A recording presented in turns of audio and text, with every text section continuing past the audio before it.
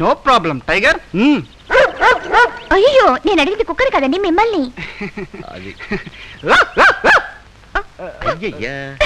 కొంచెం బెటర్ గా ట్రై చేస్తాను సార్.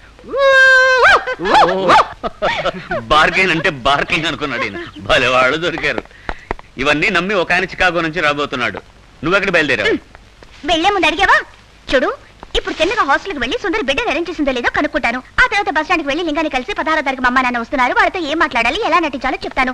సుందరి తెన్నగా ఎయిర్పోర్ట్కి వెళ్ళి వాళ్ళ నాన్నగారు రిసీవ్ చేసుకుని తీసుకొస్తుంది. అర్థమైందా? ఒక్క ముక్క అర్థం కాలేదు. కన్ఫ్యూజన్. అర్థం కాలేదు కదా?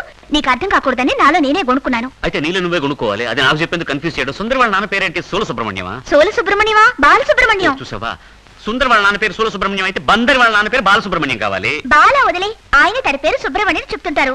నువ్వు కూడా సుబ్రహ్మణ్యం సుబ్రహ్మణ్యం అంటుంటూ పుణ్యం పురుషార్థం దక్కుతుంది, మామగారి పేరు కూడా గుర్తుంటుంది. అది సరే, సుందరి వాళ్ళ ఫాదర్ వాళ్ళ వైఫ్ పేరేంటి?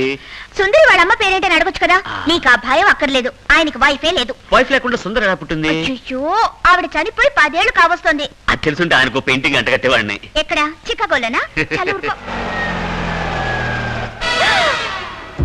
అయ్యో, హౌస్ ఓనర్ నూర్జహాన్ వస్తుంది. ఆవిడ దగ్గర నువ్వేం మాట్లాడద్దు, దొరికిపోతాం. రండమ్మా, రండి. నువ్వు మాట్లాడొచ్చా? మీ అద్దె డబ్బులు 3 రోజులకి 30,000 ఇచ్చేసాం కదా.